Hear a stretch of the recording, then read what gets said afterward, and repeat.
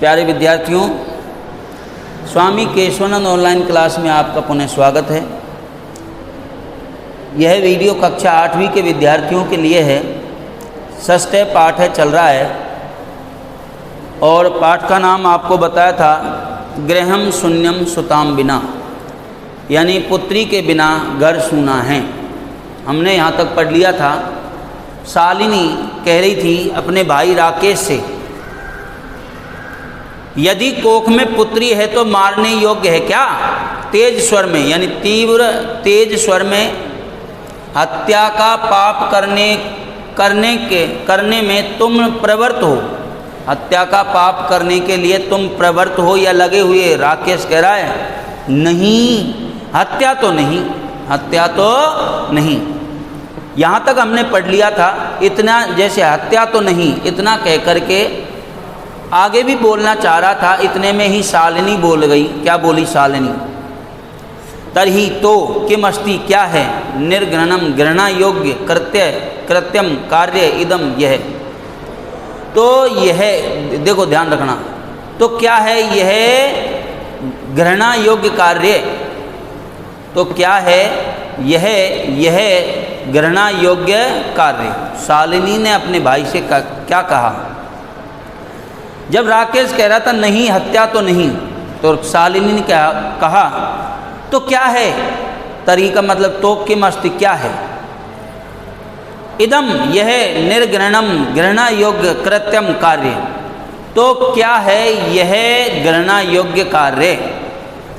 सर्वथा, सभी प्रकार से, विस्मृतवान, भूल गए, सभी प्रकार से भूल गए। हमारा पिता, ध्यान दो, हमारे पिता ने कभी भी पुत्री और पुत्र दोनों का विभेद नहीं किया। सभी प्रकार से भूल गए। हमारे पिता ने कभी भी पुत्री और पुत्र का भेद नहीं किया। उसने हमेशा ही मनुस्मृति की इस पंक्ति का उद्धार, यानी ध्यान दो, वह कौन? पिता हमेशा ही मनुस्मृति की इस पंक्ति का उद्धरण करते थे, यानी उद्धार करते थे, यानी मन में धारण करते थे। क्या मन में धारण करते थे? ध्यान दो, शालिनी क्या कहना चाह रही है? यही लाइन पंक्ति, ये पंक्ति जो है थोड़ा जटिल है, समझने का फेर है। शालिनी कह रही है तो क्या है यह घृणा योग्य कार्य? सभी प्रकार से भूल गए। हमारे पिता ने कभी भी पुत्री और पुत्र के दोनों का भेद नहीं किया। वह हमेशा ही कौन? पिता। वह हमेशा ही मनुस्मृति की इस पंक्ति का उद्धरण करता था या मन में धारण करता था।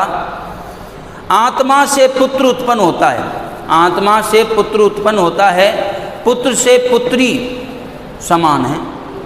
देखो, आत्मा से पुत्र उत्पन्न होता है और पुत्र से पुत्री, यानी दोनों समान हैं। भाई पुत्र होगा, पुत्र से पुत्री होगी, तभी तो समान हैं। इसीलिए कहा है आत्मा से पुत्र उत्पन्न होता है और पुत्र से पुत्री दोनों समान हैं। तुम भी सायं सुबह, यानी शाम के समय में और सुबह के समय में देवी की स्तुति करते हो। किसकी स्तुति करते हो? शालिनी राकेश से कह रही है तुम भी शाम को और सुबह देवी की स्तुति करते हो। किस लिए या किस कारण? सृष्टि की उत्पन्न करने वाली शक्ति का तिरस्कार कर रहे हो। किस लिए? सृष्टि की उत्पन्न करने वाली शक्ति का तिरस्कार कर रहे हो। तुम्हारे मन में इतनी कुत्सित वृत्ति आ गई, यह सोच करके ही मैं कुंठित हूँ। तुम्हारी शिक्षा व्यर्थ है, बेकार है। तुम्हारी शिक्षा व्यर्थ है या बेकार है? ध्यान दो, यहाँ तक हमने पढ़ लिया है, एक बार और देख लीजिए। शालिनी कह रही है यदि कोख में पुत्री है तो मारने योग्य है क्या? तेज स्वर में, हत्या का पाप करने के लिए तुम प्रवृत्त हो या लगे हुए हो? राकेश कह रहा नहीं, हत्या तो नहीं। शालिनी कह रही है तो क्या है? यह घृणा योग्य कार्य सभी प्रकार से भूल गए। हमारे पिता ने कभी भी पुत्री और पुत्र का भेद नहीं किया। वह हमेशा ही मनुस्मृति की इस पंक्ति का उद्धार करते थे, आत्मा से पुत्र उत्पन्न होता है और पुत्र से पुत्री समान है। तुम भी शाम को या प्रातःकाल देवी की स्तुति करते हो, किस लिए? सृष्टि की उत्पन्न होने वाली शक्ति का तिरस्कार कर रहे हो। तुम्हारे मन में इतनी कुत्सित वृत्ति या व्यवहार कैसे आ गया?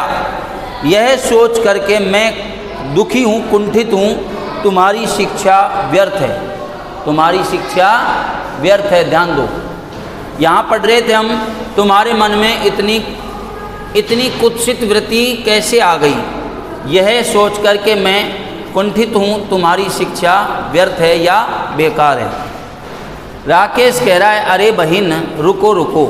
राकेश कह रहा है अरे बहन रुको रुको, मैं अपने अपराध को स्वीकार करता हूँ और मैं लज्जित हूँ।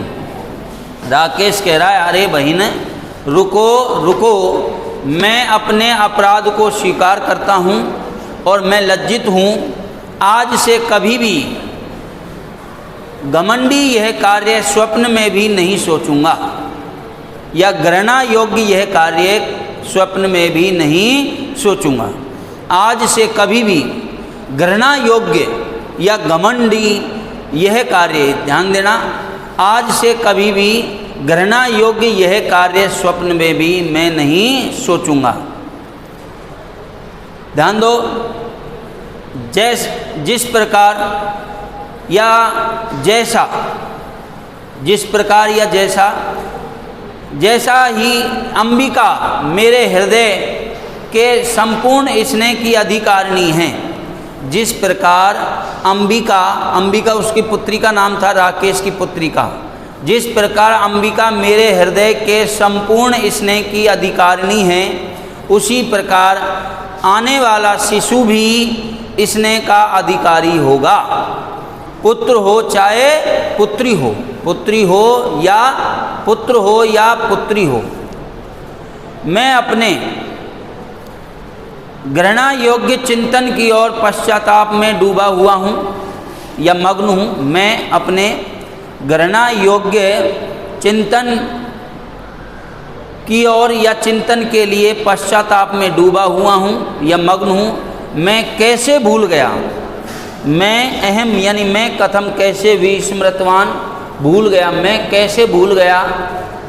ये श्लोक पढ़ा उसने, यत्र नार्यः तु पूज्यन्ते रमणते तत्र देवतः, यत्र एतः न पूज्यन्ते सर्वः तत्र अफला क्रिया। जहाँ नारियों की पूजा होती है, ध्यान देना, जहाँ नारियाँ पूजी जाती हैं वहाँ देवता रमण करते हैं, और जहाँ ये सभी नहीं पूजी जाती हैं यानी नारियों का सम्मान नहीं होता है, वहाँ सभी क्रियाएं निष्फल होती हैं। ये इसका अर्थ है, दोबारा से समझो। यत्र जहाँ नारियाँ तुमन तो पूज्यन्ते पूजी जाती हैं, जहाँ नारियाँ पूजी जाती हैं अर्थात नारियों का सम्मान किया जाता है। भाई पूजने से मतलब ये से लिए उनकी अगरबत्ती करो, हैं, ताक में बिठाओ नारियों को और अगरबत्ती लगाओ, दीपक जोड़ दो उनका और भोग लगाओ, प्रसाद ठंडाओ, क्यों? ऐसे नहीं है, समझने का फेर है। यहाँ जहाँ नारियाँ पूजी जाती हैं अर्थात जहाँ नारियों का सम्मान किया जाता है, तत्र वहाँ देवता रमण करते हैं या विराजमान होते हैं। वहाँ देवता विराजमान होते हैं। जहाँ एतः ये सभी कौन? नारियाँ न पूज्यन्ते नहीं पूजी जाती हैं, अर्थात जहाँ नारियों का सम्मान नहीं किया जाता है, तत्र वहाँ सर्वहा सभी क्रियाएं अफला निष्फल, वहाँ सभी क्रियाएं निष्फल भवंती होती हैं। ये मैंने अन्वय भी कर दिया है, ध्यान रखना। अन्वय के आधार पर ही आपको अर्थ बताया है। देखो, जहाँ नारियाँ पूजी जाती हैं, अर्थात क्या लिखोगे, अर्थात जहाँ नारियों का सम्मान किया जाता है वहाँ देवता रमण करते हैं, अर्थात विराजमान होते हैं। जहाँ नारियाँ पूजी नहीं जाती हैं, अर्थात जहाँ नारियों का सम्मान नहीं किया जाता है वहाँ सभी क्रियाएं निष्फल होती हैं। तो अन्वय क्या था, यत्र नार्येतु पूज्यन्ते तत्र देवता रमणते, यत्र एतः न पूज्यन्ते तत्र सर्वः क्रियाः अफलः भवन्ति। ये अन्वय हो गया है। इसका आपको कॉपी में अन्वय लिखना है और अन्वय के नीचे अर्थ लिखना है। ध्यान दो, मैंने अन्वय क्या बोला था, यत्र नार्येतु पूज्यन्ते तत्र देवता रमणते, यत्र एतः न पूज्यन्ते तत्र सर्वः क्रियाः अफलः भवन्ति। कोष्टक में लिख देना। अब इसका अर्थ ये लिखना है जो मैं बता चुका हूँ 3 बार, चौथी बार बता रहा हूँ। जहाँ नारियाँ पूजी जाती हैं, अर्थात जहाँ नारियों का सम्मान किया जाता है वहाँ देवता रमण करते हैं अर्थात विराजमान होते हैं। जहाँ ये सभी नारियाँ पूजी नहीं जाती हैं, अर्थात जहाँ नारियों का सम्मान नहीं किया जाता है वहाँ सभी क्रियाएं निष्फल होती हैं। आगे देखो, अथवा पितु 10 गुणा माता इति, पिता के 10 गुण माने गए हैं। पितु, पिता के 10 गुण माता इति माने गए हैं। अथवा में क्या लिखोगे, पिता के 10 गुण माने गए हैं, तुम्हारे द्वारा अच्छा मार्ग यानी श्रेष्ठ मार्ग प्रदर्शित किया गया बहिन। कौन कह रहा है इस बात को, राकेश। तुम्हारे द्वारा श्रेष्ठ मार्ग या अच्छा मार्ग प्रदर्शित किया गया बहिन, छोटी होती हुई भी तुम मेरे लिए गुरु असी बड़ी हो। छोटी होती हुई भी तुम मेरे लिए क्या हो, बड़ी हो, श्रेष्ठ हो। गुरु का मतलब बड़ा भी ले सकते हैं, श्रेष्ठ भी ले सकते हैं। तो राकेश कह रहा है, अथवा पिता के 10 गुण माने गए हैं, तुम्हारे द्वारा अच्छा मार्ग प्रदर्शित किया गया बहिन, छोटी होती हुई भी तुम मेरे लिए बड़ी हो। गुरु असी यानी बड़ी हो, समझ गए। तो शालिनी कह रही है, पश्चाताप मत करो, अलम पश्चातापेन, पश्चाताप मत करो। शालिनी कह रही है, पश्चाताप मत करो, तुम्हारे मन का अंधकार दूर हो गया। यह प्रसन्नता का विषय है। अयम, यह प्रसन्नता या विषय, प्रसन्नता का विषय है। शालिनी कह रही है, पश्चाताप मत करो, तुम्हारे मन का अंधकार दूर हो गया, यह प्रसन्नता का विषय है। अरे भाभी जी, शालिनी की भाभी से बोल रही है, अरे भाभी जी आओ, सभी चिंता को छोड़ दो, त्याग दो। त्याज का मतलब त्याग दो या छोड़ दो। तुम्हारी सभी चिंता छोड़ दो या त्याग दो। आने वाले शिशु के स्वागत के लिए तैयार हो जाओ। सन्नद्धा भव यानी तैयार हो जाओ। आने वाले शिशु के स्वागत के लिए तैयार हो जाओ। ध्यान दो, शालिनी कह रही है, अरे भाभी जी आओ, सभी चिंताएं त्याग दो या छोड़ दो और आने वाले शिशु के स्वागत के लिए तैयार हो जाओ। भाई तुम भी, भाई ने, ध्यान दो, भाई तुम भी प्रतिज्ञा करो, भाई तुम भी प्रतिज्ञा करो, कन्या के संरक्षण में और उसको पढ़ाने में पूरा ध्यान रखोगे। अरे ध्यान दो, भाई तुम भी प्रतिज्ञा करो, कन्या के संरक्षण में और उसको पढ़ाने में पूरा ध्यान रखोगे। पुत्री की रक्षा करोगे। पुत्री की क्या करोगे, रक्षा करो। पुत्रिम रक्ष, पुत्री की रक्षा करो। पुत्रिम, आगे क्या लिख रहा है, पुत्रिम पाठ्य, पुत्री को पढ़ाओ। पुत्री की रक्षा करो, पुत्री को पढ़ाओ। आगे देखो, इति सर्वकारस्य, सरकार द्वारा घोषणा इयम मन यह सरकार की यह घोषणा है।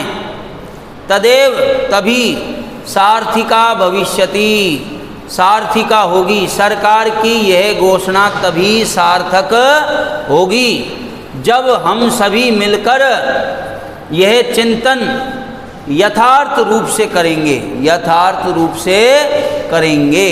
तो यहाँ चिन्ह लगा लीजिए, आज हम यहाँ पढ़ेंगे, ध्यान दो। पुत्री की रक्षा करो और पुत्री को पढ़ाओ, सरकार की यह घोषणा तभी सार्थक होगी जब हम सभी मिलकर इस चिंतन को यथार्थ रूप में करेंगे। यथार्थ का मतलब जैसा हमें कहा गया है वैसा हम करेंगे। ठीक है, दोबारा से सुन लो। पुत्री की रक्षा करो और पुत्री को पढ़ाओ, सरकार की यह घोषणा तभी सार्थक होगी जब हम सभी मिलकर इस चिंतन को यथार्थ रूप से करेंगे। तो विद्यार्थियों, जहाँ से हमने पढ़ना स्टार्ट किया था वहाँ से देखिए कहाँ से हमने पढ़ना स्टार्ट किया। यहाँ से शालिनी कह रही है, यदि कोख में पुत्री है तो क्या मारने योग्य है क्या? तेज स्वर में, हत्या का पाप करने के लिए तुम प्रवृत्त हो? राकेश कह रहा नहीं, हत्या तो नहीं। शालिनी कह रही है तो यह क्या है? यह गणना योग्य कार्य है। सभी प्रकार से भूल गए, हमारे पिता ने कभी भी पुत्री और पुत्र का भेद नहीं किया। वह हमेशा ही मनुस्मृति की इस पंक्ति का उद्धरण करते थे, आत्मा से पुत्र उत्पन्न होता है और पुत्र से पुत्री समान है। पुत्र और पुत्री क्या हैं? समान है। ध्यान दो। तुम भी शाम को और प्रातःकाल देवी की स्तुति करते हो। किस लिए सृष्टि, किस लिए या किस कारण सृष्टि की उत्पन्न होने वाली शक्ति का तिरस्कार कर रहे हो? तुम्हारे मन में इतनी कुत्सित वृत्ति कैसे आ गई? यह सोच करके ही मैं कुंठित हूँ, तुम्हारी शिक्षा व्यर्थ है, बेकार है। इतना जब उसने कहा तो बीच में राकेश ही बोल गया। राकेश कह रहा है, अरे बहन रुको रुको, मैं अपने अपराध को स्वीकार करता हूँ और मैं लज्जित हूँ। आज से कभी भी घृणा योग्य यह कार्य स्वप्न में भी नहीं सोचूंगा।